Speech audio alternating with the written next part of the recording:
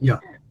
Basically, I would like to, in this talk, my aim is to give you a flavor of what is actually going on in quantum algorithms.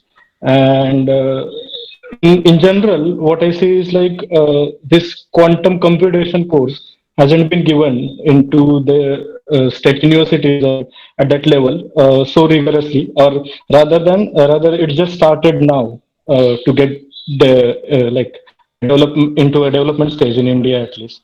So I have been working with some people who actually do quantum computing before in India, and then I went to China to do my PhD in quantum computing. Let's say in general, what I work is on quantum machine learning problem, which is really a abstract notion to talk about right now. It is not into the application business. But what I expect from the audience is like, even though you don't follow all the things, I would like you to just like get an experience or get an idea of what is going on. Why all these people are talking about quantum computing suddenly in last 2 decades, and what is there?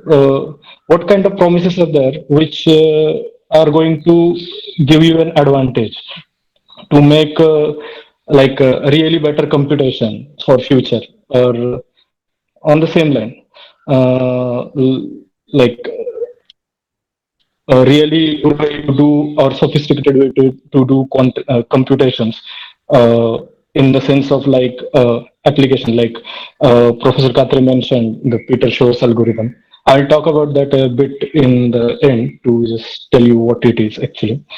But today, my aim is to set up a basic paradigm for what I'm going to explain in next two lectures.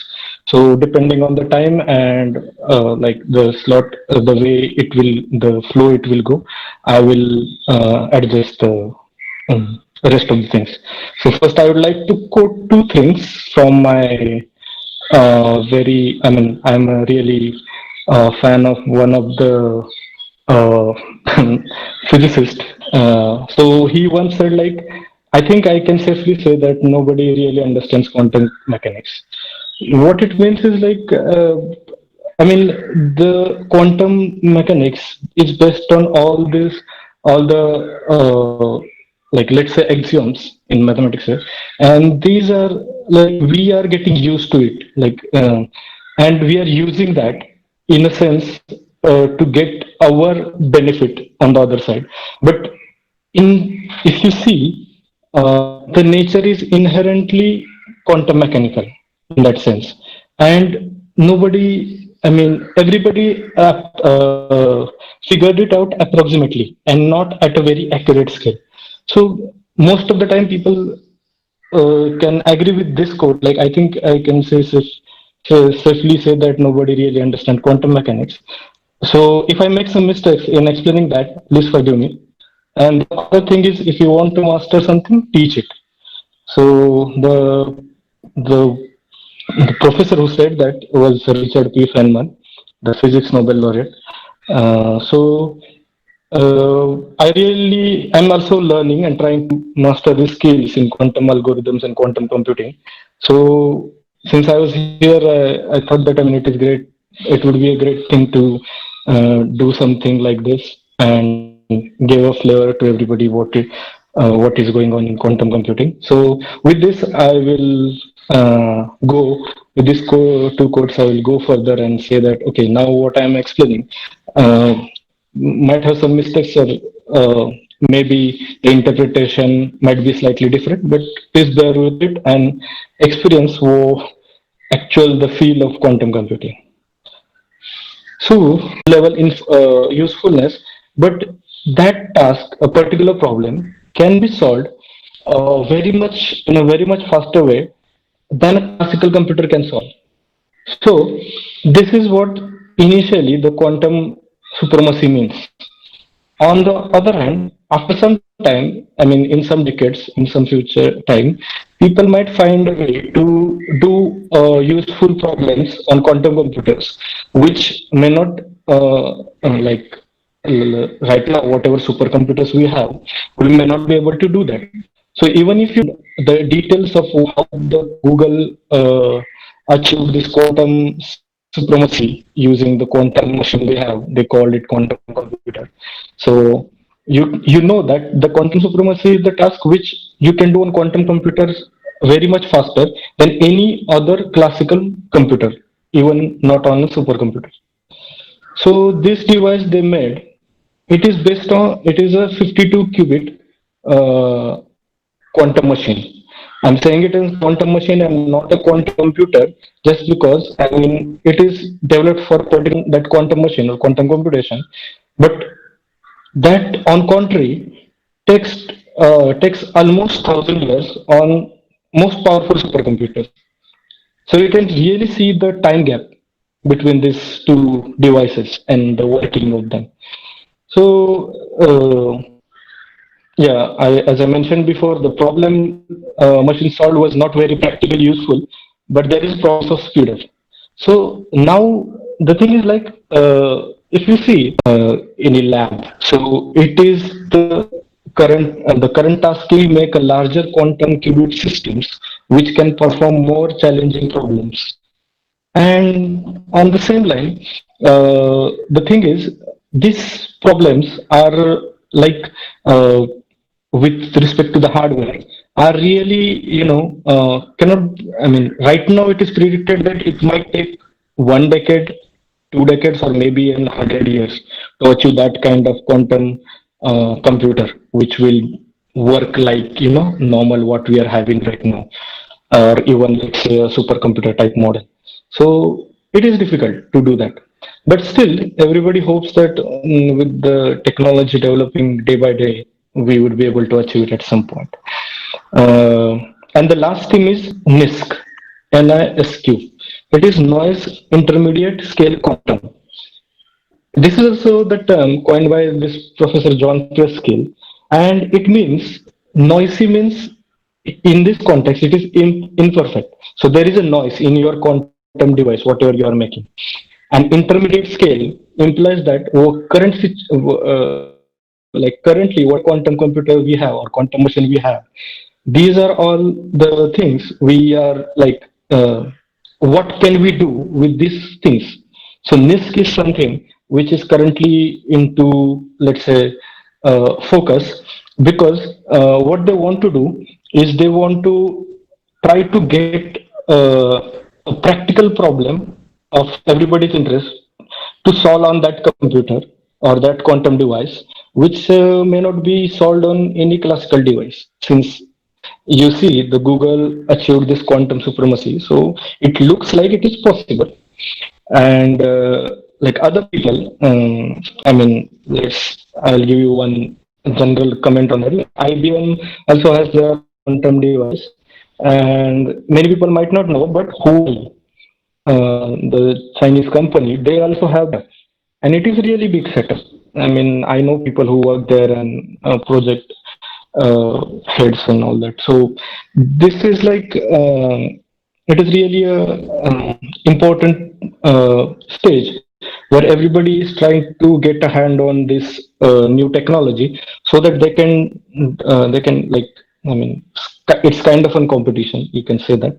And so recently, if you have read the news, in a few months back, uh, some university in China, I forgot the name because it is difficult. So they claim that they also achieved quantum supremacy, and which is like kind of better than what other devices has achieved, existing devices has achieved. So there is that thing as well. So it is a bit competitive, and in all sense, like even Alibaba, the Ali group, they also have their quantum computing group and quantum computing development. There is there they are also trying to develop some small scale quantum computers. On the other, I mean, one more information I would like to give. So the people are interested in this thing can attend. There is a conference which happens every year, quantum information processing conference. So uh, In 2020, it happened in China. And fortunately, I was there, and my supervisor was local coordinator for that. So that conference brings mathematicians, physicists, computer scientists, electrical engineer, and everybody who works in quantum computation and information together to share their things from all over the world. So every year it happens in particular country, and then they come there, they discuss their things. So there are few companies in China, they already have their computer. So let's say a 2 qubit model or 3 qubit model. Even these models can be used to teach at university level, or let's say some institute level how quantum computation works. Even the toy model is working. That is a really great success. And they are there to purchase that thing. So I mean, in technology wise, I believe that China is doing quite a lot in these days. Particular talk stage. I would like to fix some. I would like to fix some notations before I go and talk something which you may find bizarre. So let's see. Classically, we represent bit as 0 and 1, as I assume all of you know. So in quantum computation, a quantum bit represents 0 in physical state is denoted by this notion. So I hope you can see this notion. So this is called as ket vector.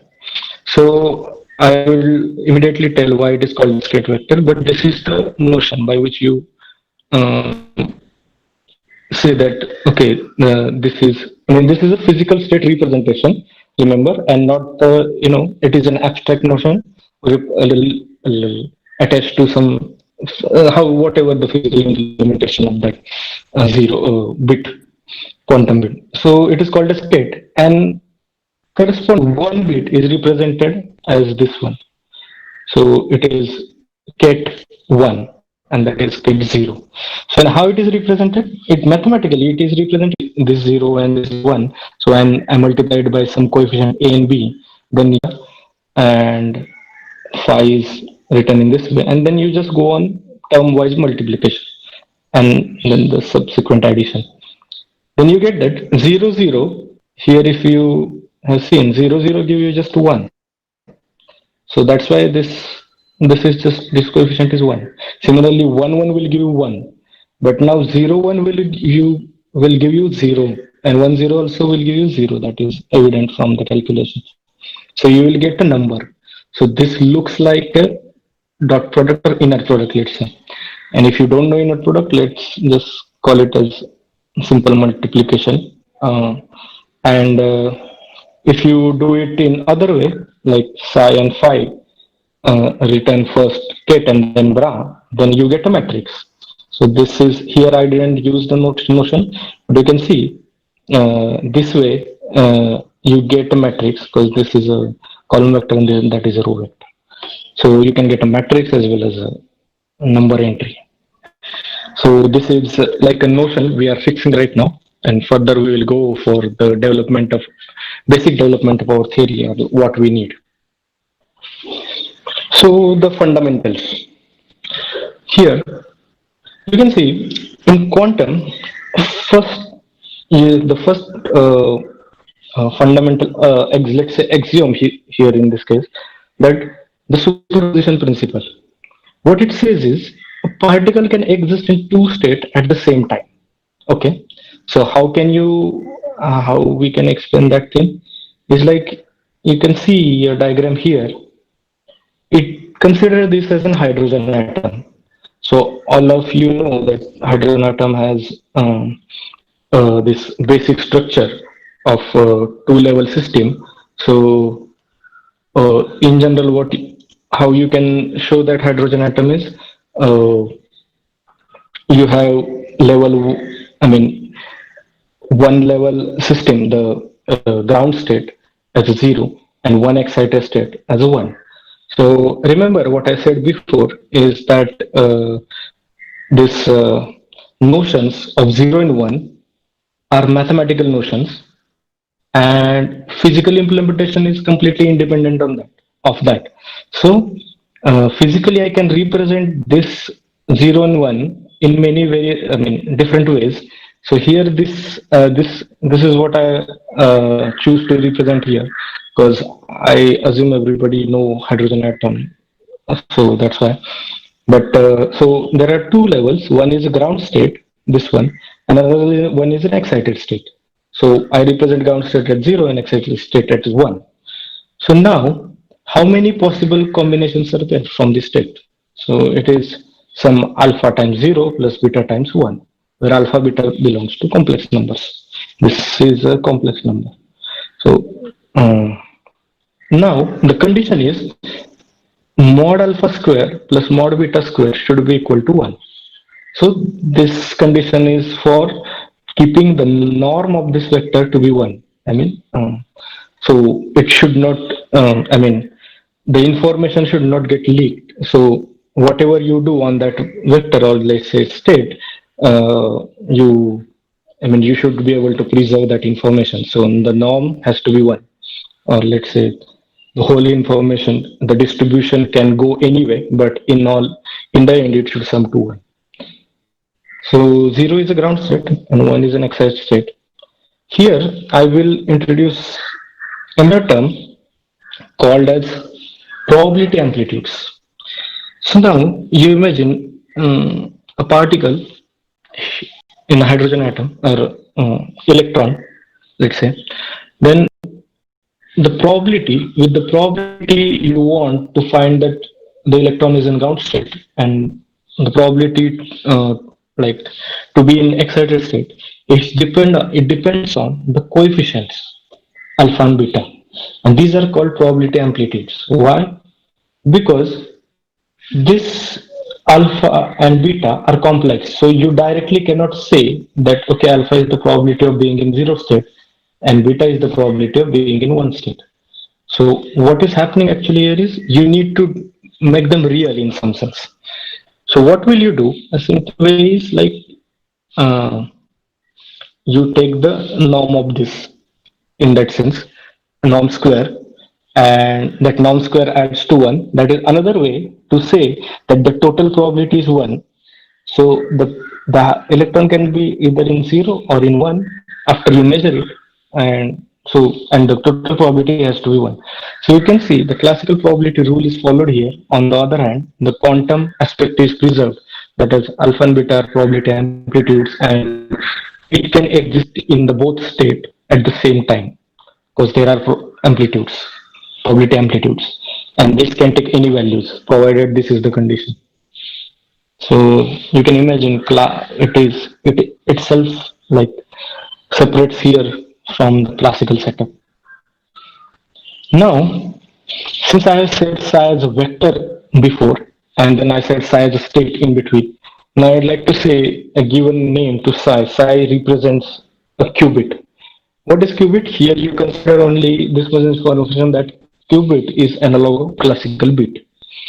So the thing is, I'm going to interchangeably use the term for psi as state, vector, or mostly state and qubit. So qubit is a two level system. This is one level and this is another level. And the probability amplitudes are managed with these rules. So this is in general one qubit, like an one classical bit. So one classical bit, let's say classical bit can be 0 or 1. So here also quantum bit can be 0 and 1, provided you measure it with some probability amplitudes, I mean squaring of that. But at the same time, quantumly it can be in both the state as 0 and 1 with some probability amplitudes. So superposition is nothing but like existence of these two state at the same time uh, with some probability amplitudes. So this is one of the useful thing, and this point is 0 1. This point is 1 0 and this point is 0 1. Now I'm considering alpha and beta are real. Okay, so now it takes cos theta and sin. So in other way, you can see that this psi can be represented in that plus minus basis as well. I'll show you one example with what you can do this. Now a more general example. Let's say some complex amplitudes. So psi can be represented as a coefficient, let's say 1 by root 2, and this coefficient is e raised to I theta divided by root 2. So most of you know that this norm of this thing is alone this thing is 1. So the total norm is the total sum of this thing is 1. So that assumption is still valid here. So nothing has and everything is intact. So now here, when I say basis, I mean I would like to measure for 0 and 1 here in this basis. So the probability of outcome to be in 0 is half. So you can see here, I mean, why I was doing this kind of notational business, because if you write 0, I mean, if you want this half, you just project this state into that basis. So if you multiply by 0 and 0 plus this coefficient and then 0 and 1, this is 0, this term is 0, and here you will get 1. So you will get coefficient 1 by root 2, and the square of that is half. And the probability of outcome to be 1 is again you will get this coefficient after projection, but the norm of this is absolute value square is also half. So we are good here. But do we get any information about this theta? Do we have any idea about this theta? So in this basis we don't know anything. Like if we measure for 0 and 1, we don't have much idea about what is going on. But what if we change the basis? Let's say we will measure in this plus minus 1 basis, which we just developed here. So how this plus looks like? Plus looks like superposition of 0 and 1 with 1 by root 2, and minus is superposition of 0 and 1. Just the amplitude of 1 is minus half, minus 1 by root 2, sorry. And you geometrically it looks like this two vectors. Now, so our aim is to get some information about this theta. So let's say this psi can be rewritten in the plus minus thing, plus and minus state, as I said before. And why this is true? Because you see, the state is 1 by root 2 0 plus e raised to I theta 1 by root 2 1. And the 0 can be written in the form of plus and minus state. Here we did already. And 1 also can be written in the form of this. So you put this into this state here, and then you just expand with the coefficient and you get something like this. So I hope, I mean, this is a little calculation you can do and get an idea about this. Now you say that what is the probability of being in state plus? So it is absolute value square of this. So when you square that, you get cos square theta. So probability of measuring plus is cos square theta, and probability of measuring cos square theta by 2, and probability of measuring minus is sin square theta by 2, and the square is 1 again. But now you will see whatever value you get here, you can just take this inverse thing and you get an information about theta. So you see why this changing the way to measure is very important in this thing. It's just because I mean, what kind of things are going on here, and why. Since in general this theta is again a very important thing, I wanted to explain that how it works in quantum algorithms, but I mean I think it needs some other machinery. That's why I didn't bring that algorithm in this talk series. But it is really important. Just to let you know.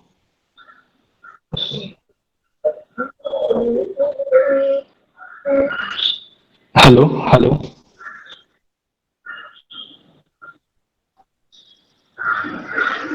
Oh, there is a question. Okay, yeah.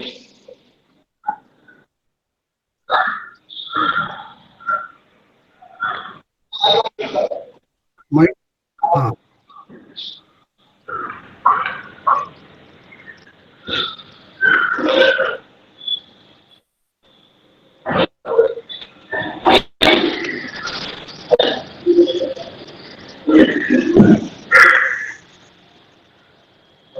I can't hear him. Can you?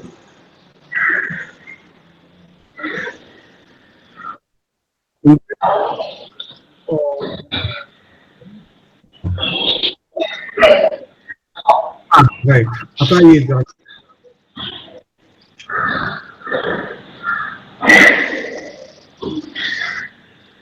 Video cancel करून जा सगळं. Video off करा. कदाचित video off करून येईल तुमचं. हां.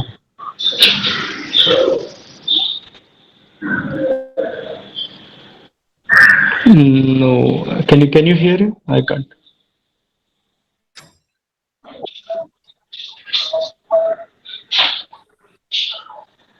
हां. चॅट बॉक्समध्ये पण टाकता येईल प्रश्न. Okay, so shall I continue? हां, I think you can. I mean, he's only downstairs, so I can ask him. But I mean, so it's fine. I'll just go with this. I'll talk with him later. So, uh, yeah. So what we have seen till now is like one qubit and how we can fetch the information and how the superposition principle works and how these measurements are there. This is one qubit system. But let's say now you have two qubits, how it looks. So the two qubit system is like, so basically previously we were having psi 1, then now we have psi 1 psi 2 with alpha 1 beta 1 alpha 2 beta 2 with the same promise that alpha 1 mod alpha 1 square and mod alpha 2 square plus mod beta 2 square is 1. And now we need a composite system to get that 2 qubit flavor. So this psi 1 and psi 2, how we combine them is by doing a tensor product. So tensor product is like, I mean, I'm explaining tensor product here by doing a proper multiplication, but I'd like the audience, I mean, just bear with this multiplication and I will give you an example where I can show you how this really works. So this is like alpha 1, I mean, alpha 1 beta 1, and this tensored with alpha 2 beta 2. And then those who know tensor product, you can see that the states, the coefficient get distributed in this manner with term wise, and you multiply that 0 tensored 0, 0 tensored 1, 1 tensored 0, and 1 tensored 1. Now, and this notational thing is this can be represented as a1 comma b1, and one more way you can represent this is a1 and b1. You don't need to write the notion of tensor, but still you can do that. So you see what we have here is now this psi3 state with alpha 1 alpha 2 probability amplitude for first state in 0 and second state in 0 qubit.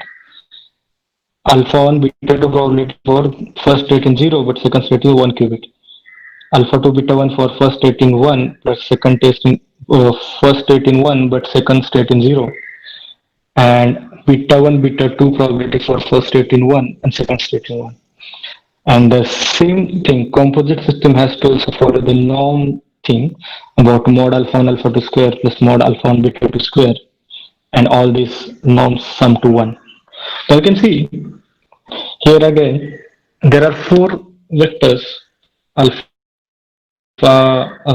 I mean 0, 0, 0, 1, 1, 0, 1. They can represent the whole 2 qubit system with, in this basis you can say all the things what you want to say for 2 qubit system, and with this coefficients can be anything but provided that they are complex numbers. So how the multiplication goes? So for 0 0 you see the tensor works like this. You multiply by this number to this vector, you get first term as 1 0 and then 0 to this vector to get second, I mean, 0 0 entry. So you see, this is let's say two entries and this is two entries, and then your the vector is of four entries. So it just multiplied in the dimension. If you don't know dimension, you just see that this is two vector, and you get a four vector. Like four vector by mean, what I mean is four entries in that vector. So dimension is multiplied. In this way also, 0, 1 also, you can see that 1, 0 and 0, I mean this entry. So you multiply by 1 to this end, this vector, you get 0, 1, and then 0 to this, you get 0, 0 entries. So you get this 4 entry vector. So in general, how it looks, V and W are two vectors. Then the tensor looks like you multiply V with this two entry, with this vector W and W2, and then V2 to this, and you get these four vectors. Now, how the matrix, I'm writing here it as an operators, but I mean, let's say these are two A and B are matrices. Then how matrices get multiplied? Because you see, here we say that this is as a composite system. So then I have to apply matrices on these two, A and B. Then that also I need to do in composite system business. So how these two get multiplied? So A and B are two matrices. The entries are A11, A12, and A21, A22.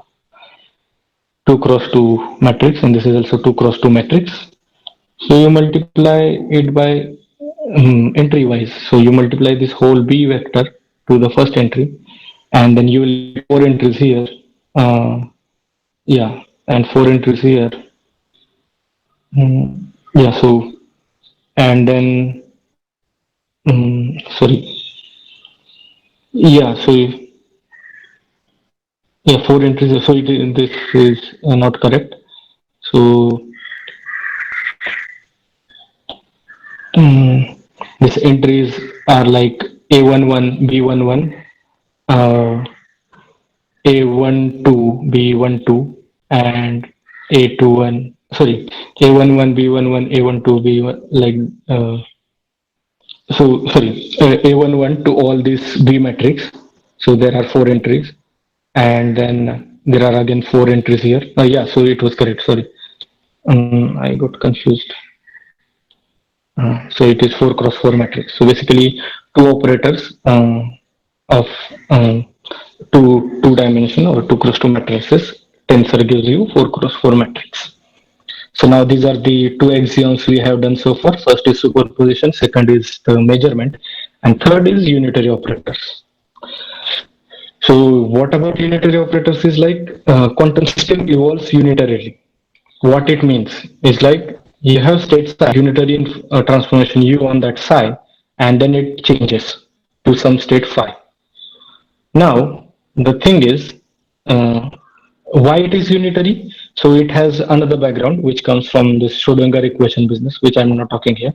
I'm just giving you an idea that every quantum state evolve or like go from one state to another state by taking a unitary transformation. So use a unit transformation here, and if I have this basis which completely determines on this circle, or let's say basis on 0 and 1, I can transform them into V and W by some unitary transformation ABCD, where U is written as ABCD entries and U dagger will be, mind you, ABCD are complex, and Q dagger is conjugate transpose is first you do this transpose of this thing, and then each entry will be conjugated, I mean, so then it will look like a star. So basically this row becomes this column and this row becomes this column, and you then conjugate them. So how this u dagger thing goes is like multiplication you can observe here. And so this is a star is nothing but mod a square, and C star is nothing but mod C square, and he also B and D. So uh, this 2 and this 2 becomes 0. So this can be proved. There is no way to get confused in this way. So But here, the norm one thing is also preserved in this sense. Now, since this is an abstract notion that quantum systems evolve unitarily for a qubit, that qubit is defined by state psi, I would like to give with an example. So consider this uh, unitary matrix. It's in real with all entries, but it is sufficient to do the job. So you see, you have state 0 and you apply Hadamard on that. We call it an Hadamard gate, but you can call that Hadamard transformation. And this is 1 0, and the multiplication gives us 1 by root 2 1 1. So this is nothing but you can rewrite it as 0 and 1, nothing but 1 1 vector. You can see that this we observed before as well. This is nothing but a plus state. So quantum mechanically from 0 to plus, you go with some unitary transformation h. And similar way, from 1, if you apply Hadamard gate on 1, you get this state, which is nothing but a minus state. So what happened is like in this is one. So you have qubit in one state. You apply Hadamard, and you go into the superposition of 0 and 1. So here also you go into the superposition of 0 and 1, but different amplitudes. So it depends on which state you are applying and what operator you are using. And this way, geometrically, it looks like from 0, you apply that you go to 1 plus state, and from 1, I mean, I have shown this in reflection business, but you can see this is nothing but a minus. So this is reflection around pi by 8 on real plane. If you don't understand this, doesn't matter.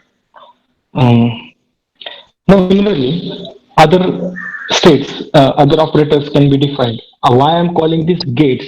The main reason of this is because in quantum, like classically, there are like and or not gates. That is the basis where you develop this computational thing.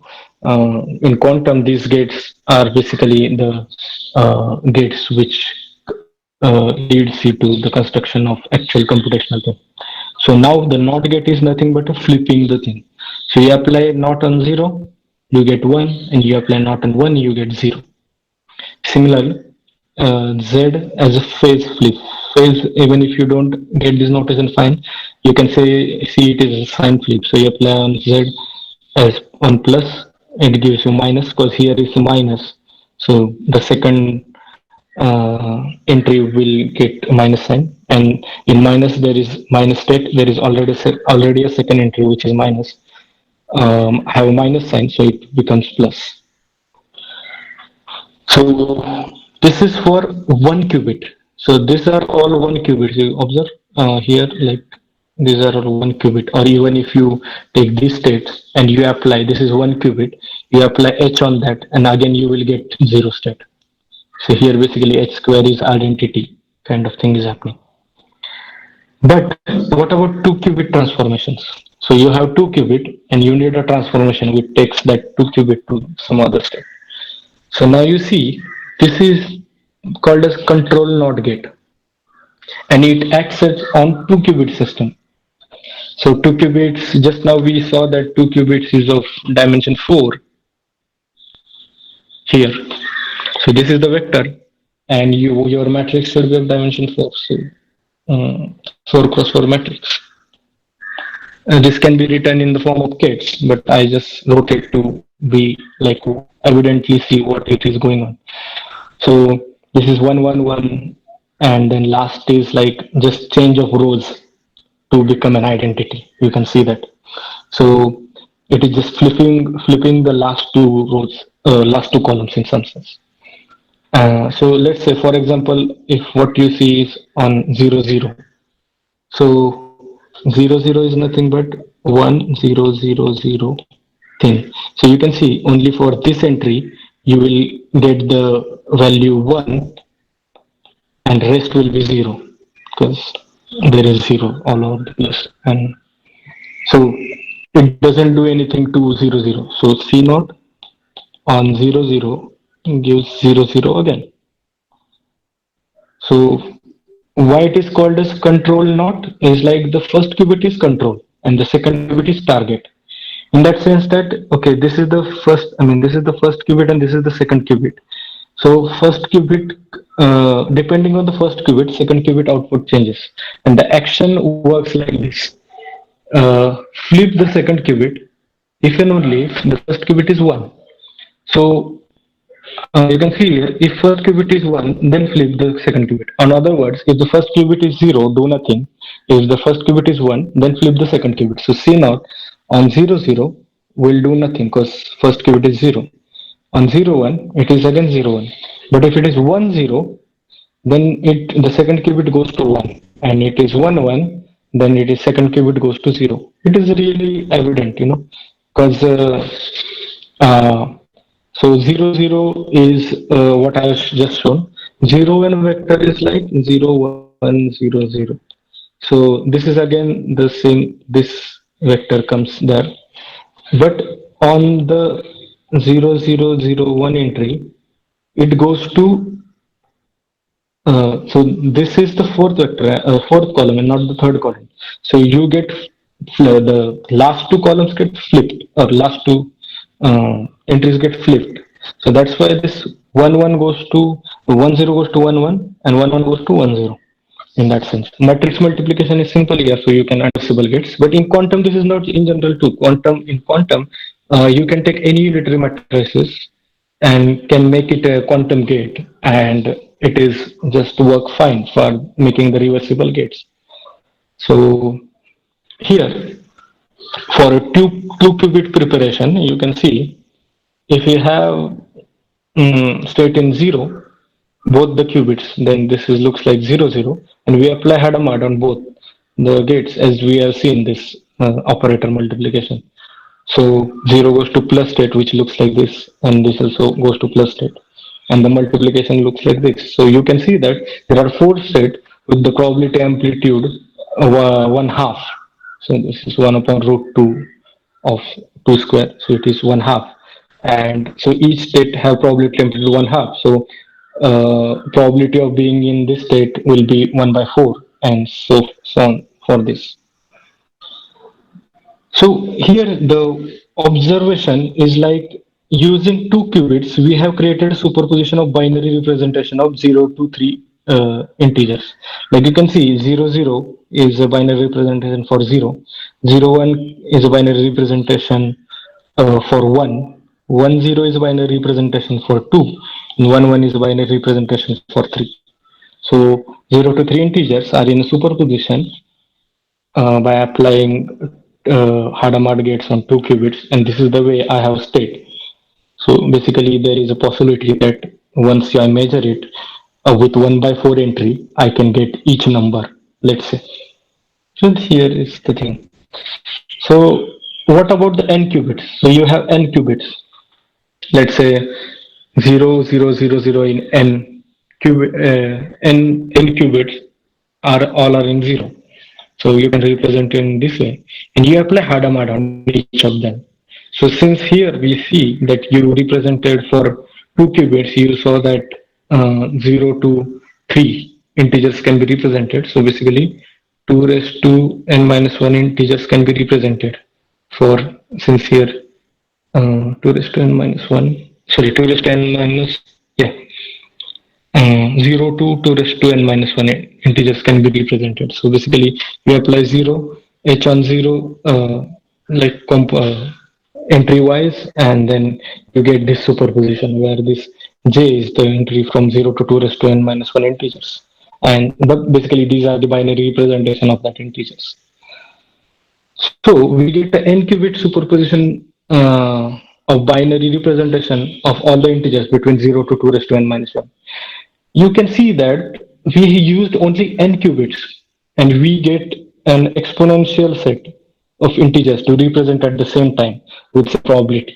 This is what the power of quantum computation you can observe at the first place, because classically you always need these many entries to represent this many numbers, and but like you can, in n bits you can also catch the information about 2 raised to n things, but the entries you have to give every time a bitwise, and the superposition thing is not there. So you need some more things to represent the same information, but here only you apply some transformation on 00 in qubit start prepared in 00, and you get this representation which shows you that there is something more than classical here going on.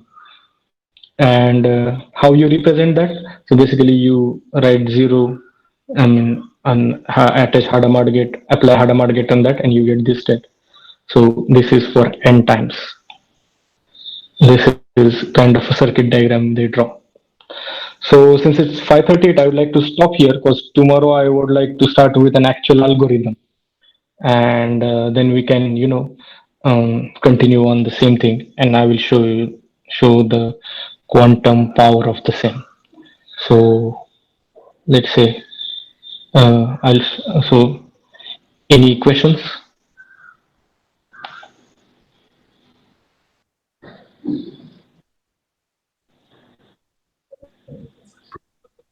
Hello.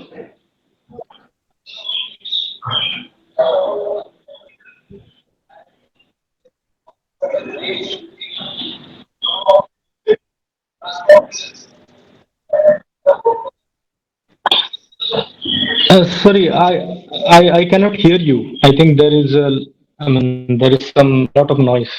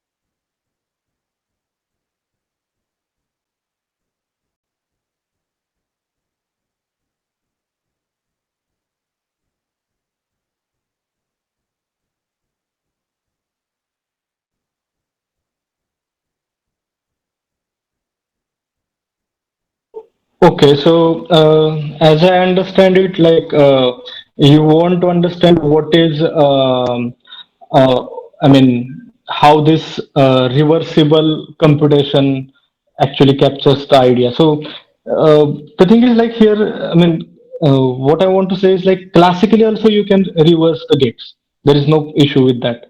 The only thing is that in quantum, I mean, the quantum it is inherently reversible, and the inputs can be in superposition. In that sense, that this is something can be taken as an input to that thing. So here, the question is not about, I mean, reversibility. Of course, it gives you some advantage, but most important thing is like the inputs are like this cannot be done in classical, so you can argue here like, okay, what about parallel computing? So I can give this entries parallelly. Yeah, that is there, but they are independent of each other. So here thing is like the coefficient plays as an interference role. So the thing is like measuring one affects the other. That doesn't happen in classical computing. So really the crux here you can understand is like the superposition and this unitarity both combines to give you something different than what is classically exist. And on the application side, I couldn't hear you well, but I believe I think with polarization you can with polarization you can construct this kind of gates. Like if you polarize at 45 angle, you get this kind of states, and if like with particular frequency light can pass, and with particular frequency it can block something like that, and you can make this qubit works in that sense as well.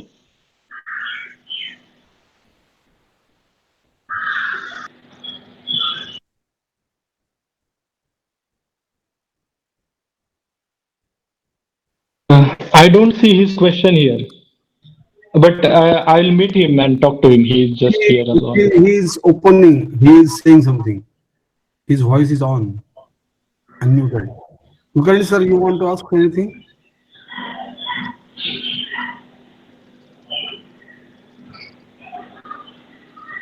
He's saying something, but I mean, I can't hear. I mean, I think, do you? No, no, we cannot hear. His voice is on. That is the what we see. Okay, I will check with him in some time. I mean, he's just downstairs. I can go and talk to Yeah, him. right. But your voice is coming quite well. Means you are from the connection. You are giving the Yeah, call. no, no. The thing is, like, he's talking. I mean, he's using his, a computer, and I think there is some permission problem, like, to the voice, and I think he might have got into that. So he's talking, but it may not be connected to sound or something like. Yeah, it is possible that if he is using computer and the is not his speaker is not Yeah, yeah. good. Yeah. So yeah, fine. So I'll stop the broadcasting now if you don't have any questions. Maybe if you can next time use his laptop because he has a laptop. So if you can use the laptop, then the problem will be solved. Is what appears to me. Sorry, can you come again? Huh. What I said was that he can use his laptop next time. He has a laptop. Yeah, yeah, yeah, yeah. I will show him how to use Yeah. that. That is what I was That thinking. is the So I do not know what has happened actually. Anyway, so it is good thing. Many people do not know how it is connected to quantum computer means what the computer does, quantum Hmm. computer, Yeah, and how it does it and so on. These questions are there, but there is a lot of mathematics behind it. And our usual mathematics that we learn, vector spaces and matrices and operators, binary yeah, operators. These ideas are very much required in the quantum computing.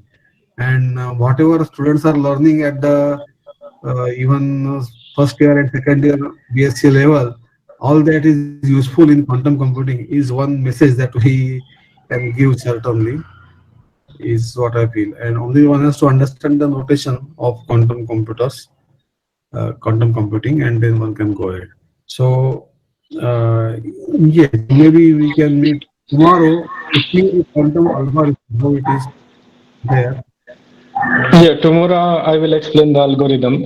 Since the thing is, like, I mean, I made it a bit more mathematical, but yeah, then I had to subtract that to just come to normalize. I mhm, mean, to the like everybody can understand it.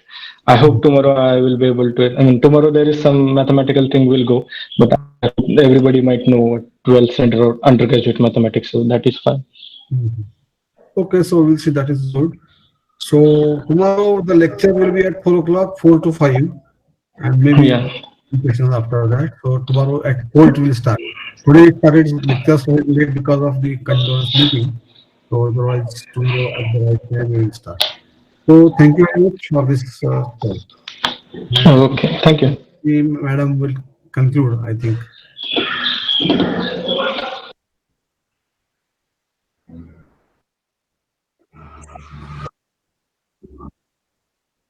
Yeah.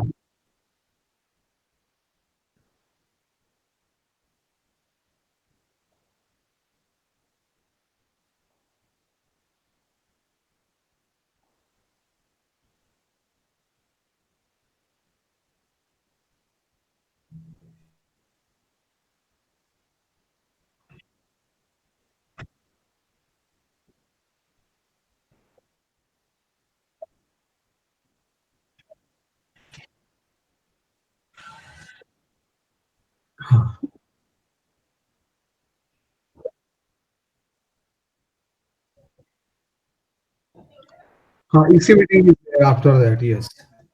Tomorrow EC meeting is after the lecture. Yes. So EC members will wait after the lecture. Yes. Okay. Yes. All right. Thank you.